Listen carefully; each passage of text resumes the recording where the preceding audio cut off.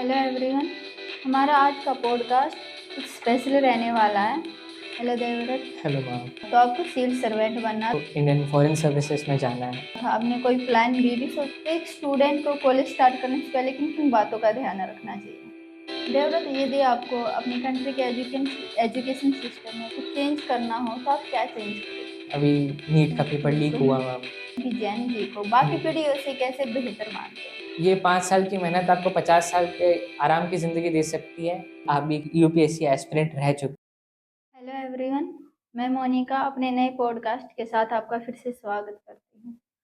हमारा आज का पॉडकास्ट कुछ स्पेशल रहने वाला है बिकॉज हमारे आज के गेस्ट स्कूलिंग फिनिश करने के बाद कॉलेज में एंटर कर रहे हैं और इसके साथ साथ एक यूपीएससी एस्पिरेंट भी है, इसलिए ये पॉडकास्ट बहुत इंटरेस्टिंग रहने वाला है। तो चलिए ज़्यादा टाइम ना लेते हुए स्टार्ट करते हैं हमारा आज का podcast. Hello Devvrat. Hello ma'am. Welcome to my show. Thank you. कैसे हैं आप? मैं अच्छा हूँ। ओके देवव्रत, आप अपने बारे में हमारी ऑडियंस को जी। बताइए। Hello everyone, my name is Lalit Divyat Bonatha. I have just completed my class 12th and my family consists of my mother, father, my younger brother, and my hobbies are listening songs and watching anime. Devvrat, आप कहाँ से belong करते हैं? Ma'am मैं basically Jaipur से belong करता हूँ और ट्रेडिशनल रूट से देखा जाए तो मैं आंध्र प्रदेश से बिलोंग करता देवव्रत, आपने बताया कि आपने अभी 12th फिनिश की, हूँ। जी। तो आपके क्या सब्जेक्ट्स थे? ह्यूमैनिटीज़ में मैम मेरे पास history, geography, political science, English along with economics थी। ओके, तो आपको सिविल सर्वेंट बनना, तो जी। उसी के हिसाब से आपने अपने सब्जेक्ट चूज जी। किए। देवव्रत, आपने कब सोचा कि आपको यूपीएससी क्लियर करना है? 10th के टाइम पे सोचा था मैम, 9th से 10th, 9 10th। हाँ ओके, और आपने इसकी प्रिपरेशन स्टार्ट कर दी? जी। अभी मैं कोचिंग जाता हूँ, यहाँ पे ओके। है कोचिंग, तो उसके फाउंडेशन कोर्स है 3 साल का, तो ओके कॉलेज के साथ साथ उसके प्रिपरेशन भी चल रही है। देवव्रत, यूपीएससी क्लियर करने के बाद आपकी चॉइस क्या है? बेसिकली मेरी चॉइस सबसे पहले तो इंडियन फॉरेन सर्विसेज में जाना है, ओके। उसके बाद आईएएस इंडियन एडमिनिस्ट्रेटिव सर्विस, और उसके बाद Indian railway service. Mostly student Devvrat IAS या आईपीएस को प्रायोरिटी देते हैं, लेकिन आपने आईएफएस चुना, तो क्या रीजन है कि आपने आईएफएस ही चुना?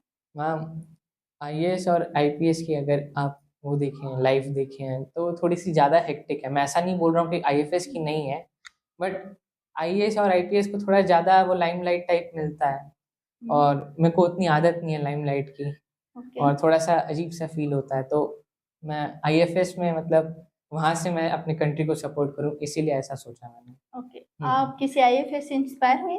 जी मैम, एक तो हमारे जो अभी एक्सटर्नल मिनिस्टर हैं डॉक्टर सुब्रमण्यम जयशंकर, बिल्कुल। उनके उनकी उससे मैं बिल्कुल इंस्पायर्ड हूँ, और प्लस एक दीपक वोरा करके हैं, ओके। वो भी बहुत अच्छे हैं, मतलब उनसे तो ओके। बहुत अच्छी इंस्पिरेशन मिलती है। ओके देवव्रत, अगर आप इन फ्यूचर आईएफएस बन जाते हैं तो जी आप एक ग्लोबल स्टेज पर भारत को कैसे रिप्रेजेंट करेंगे? मैम, आईएफएस का एक काम है मैम कंट्रीज़ के साथ इंडिया के अच्छे रिलेशन होना, हम्म। और मैं तो ये ट्राई करूँगा कि हमारी कंट्री की इकोनॉमी बूस्ट हो, जिस कंट्री में मैं पोस्टेड रहूँगा उसके साथ हमारे फ्रेंडली टाइज रहें, बिल्कुल। और जब तक आपकी अच्छी विदेश नीति रहेगी तब तक आप अच्छा ट्रेड कर पाएंगे।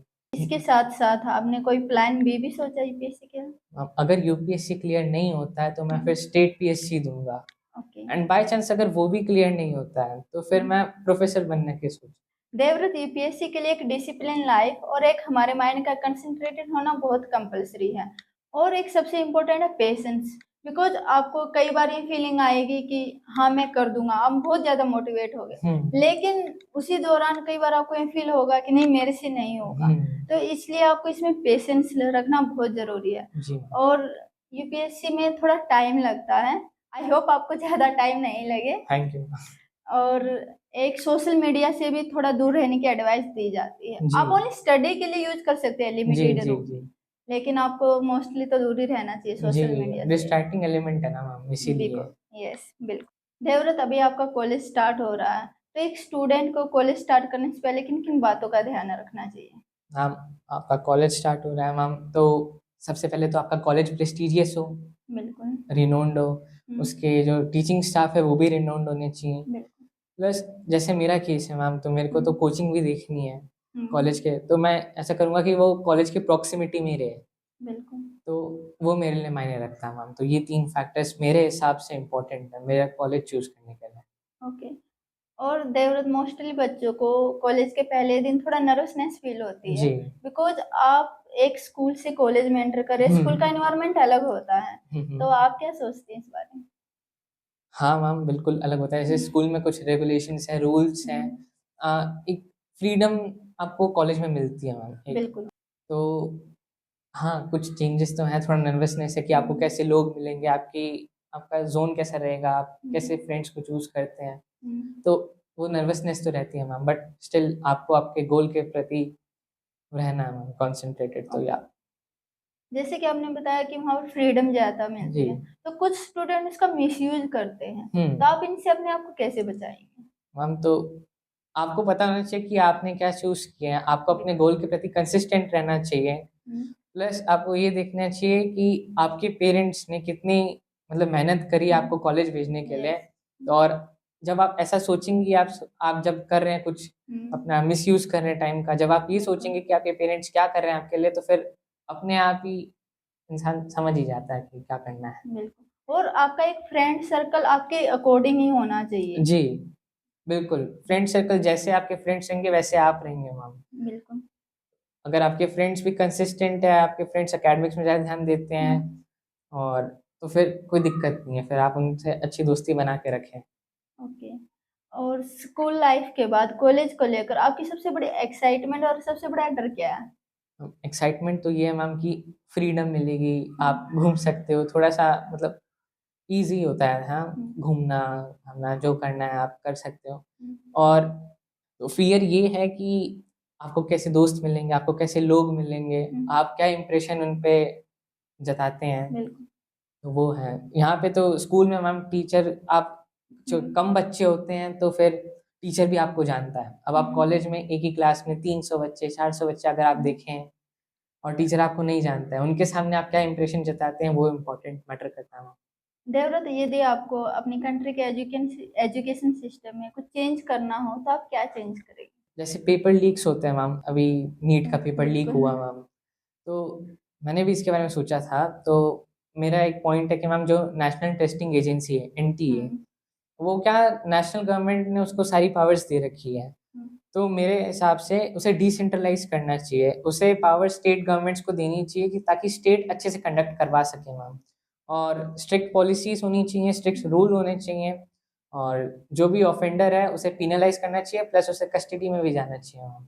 तो ये मेरा मानना है। देवव्रत, आप अपनी जनरेशन को यानी कि जेन जी को बाकी पीढ़ियों से कैसे बेहतर मानते हैं? बेहतर मैम जैसे हमारी जो पुरानी जनरेशन जेन मिलेनियल्स जो हैं, जेन एक्स जो हैं, उन्होंने तो वो देखा है कि कैसे आप डिजिटलाइज़ हुए। जो जेन ज़ी हैं, उन्होंने तो शुरुआत से डिजिटलाइज़ वाला पीरियड देखा है, तो उनके कम्युनिकेशन अच्छा है, उनका उनका वे ऑफ लिविंग अच्छा है, उनका वे ऑफ थिंकिंग थोड़ा डेवलप्ड है मैम। हम रूढ़िवादी नहीं हैं, जो जैसे पहले के लोग थे। अभी हम लॉजिक्स पे चलते हैं। बिल्कुल। हाँ। तो आप अपने आप को पहली पीढ़ियों से बेहतर मानते हैं? जी, जी। कुछ मायनों में बिल्कुल मानते हैं मैम। ओके। हाँ। और इसके ऐसा नहीं कि हर चीज़ बेहतर भी जी, होती जी, है, जी, उसके बिल्कुल। कुछ नुकसान भी होते हैं, हाँ। तो क्या है? नुकसान मैम, जेन ज़ी का नुकसान मैम ये थोड़े ज़्यादा ही स्ट्रेट फॉरवर्ड है मैम हम। बिल्कुल। हाँ, कुछ-कुछ हैं जो कम रिस्पेक्ट करते हैं, मतलब ऐसा नहीं है कि हर कोई रिस्पेक्ट नहीं करता। कुछ हैं जो मतलब टिपिकली पूरे जेन ज़ी टाइप किसी को रिस्पेक्ट भी नहीं करते हैं, पूरे स्ट्रेट फॉरवर्ड हैं। देवव्रत, स्कूल हमें सिखाता है क्या सोचना है, जी। लेकिन कॉलेज ये मांग करता है कैसे सोचे। इस पर आपका क्या व्यू? मैम स्कूल बेसिकली हमें स्टैटिक नॉलेज देता है, फैक्ट्स के बारे में बताता है। एक जैसे पज़ल है तो उसका बेसिक जो बिल्डिंग ब्लॉक है वो बताता है मैम। स्कूल हमें जैसे फॉर इंस्टेंस कि आपको स्कूल में टेक्स्ट में ये दे दिया कि राइट टू फ्रीडम है आपको, राइट टू लाइफ है आपको। कॉलेज हमें ये सिखाता है कि राइट टू लाइफ आया क्यों? क्यों आया? किस लिए आया? क्या उसके प्रैक्टिकल रीज़न है? क्या उसका डूज़ है? क्या उसके डोंट्स है? तो वो हमें एडवांस सिखाता है मैम। ओके। मेरा ये मानना है। देवव्रत, क्या कोई ऐसी बात है कि जो आप विश करते हैं कि आपके पेरेंट्स आपके और आपके फ्रेंड्स के बारे में समझे? मैम ऐसी तो कोई बात नहीं है मैम, मेरे पेरेंट्स अंडरस्टैंडिंग हैं। मतलब मेरे को कभी टोका नहीं कि मैं कहीं बाहर जाऊँ अपने दोस्तों के साथ घूमूँ, वो भी बोलते हैं कि आप अपने मजे करो, प्लस आप कंसिस्टेंट रहो, आप रिजल्ट्स दिखाओ, आप आपका जो मर्जी आप करो। ओके। और प्लस गाइडिंग तो है ही मैम, पेरेंट्स तो गाइड हमेशा करते ही हैं। तो जी बिकॉज पेरेंट्स आपकी केयर करते हैं, इसलिए वो आपको समझाते हैं। बिल्कुल। उनका अपना एक पूरी लाइफ का अलग एक्सपीरियंस होता है। जी मैम। देवव्रत, गिव अप क्या है?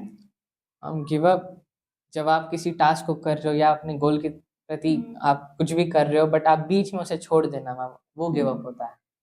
ओके, कितना गलत है और कितना सही है? मैम सही तो बिल्कुल ही नहीं है मैम। गिव अप आप क्यों करना है मैम, गिव अप क्यों करना है? क्योंकि लेकिन कई बार सिचुएशन ऐसी होती है कि आपको करना पड़ता है। हाँ मैम, कुछ हैं जो आपको सेटबैक आते हैं आपके, बट आपको उन सेटबैक से आपकी गलतियों को पहचानना आना चाहिए, प्लस आपको नया अप्रोच, नया आउटलुक देखना चाहिए मैम। ओके। जी, तो अगर आप नए आउटलुक से जाओगे, आप अपनी गलतियों पे देखोगे कि आपने क्या गलती करी है, आप अपने आप को चेंज करने की कोशिश करोगे, एंड देन आप ब्रेक थ्रू आएगा आपका। तो आपके अकॉर्डिंग गलत है? जी बिल्कुल। देवव्रत, आजकल मोस्टली स्कूल्स फॉरेन लैंग्वेज पे फोकस कर रहे हैं, जी तो आपके अकॉर्डिंग फॉरेन लैंग्वेज सीखना कितना सही? फॉरेन लैंग्वेज सीखना में बहुत अच्छी बात है। अगर आपने सोच रखा है कि आपको कहीं बाहर ही जाना है और आपका स्कूल प्रोवाइड कर रहा है, जैसे फॉर इंस्टेंस आपको फ्रांस में काम करना है, आपको वहाँ पे शेफ बनना है, आपको कुछ भी करना है, French is a good language ma'am, French आपको आनी चाहिए। आपको कहीं भी जाना है, आपको वहाँ की लैंग्वेज आनी चाहिए, आप सीखना है, आपको सीखना चाहिए आप। देवव्रत, मैं आपके साथ रैपिड फायर स्टार्ट कर रही हूँ, इनका आंसर आपको इन 3 to 5 सेकंड में। ठीक है। Favourite book?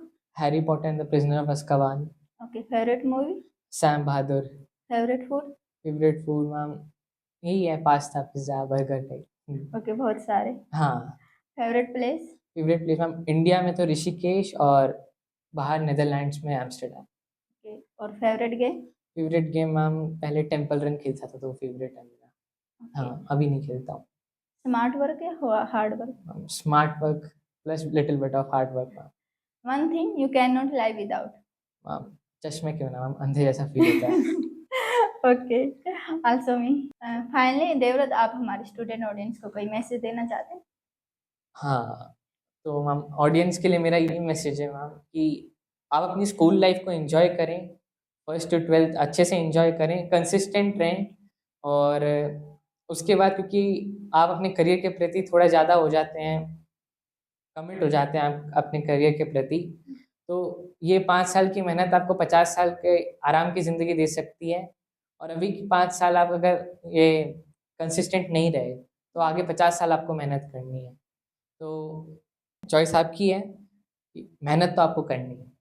मैम मेरा एक क्वेश्चन था आपसे कि जैसा कि आपने मुझे बताया कि आप भी यूपीएससी एस्पिरेंट रह चुके हैं, बिल्कुल। तो मैम आपका क्या रूटीन था? देवव्रत, सबसे पहले एक यूपीएससी एस्पिरेंट को डिसिप्लिन की ज़रूरत होती है, और इसके लिए आपको अपना रूटीन फॉलो करना ही पड़ेगा।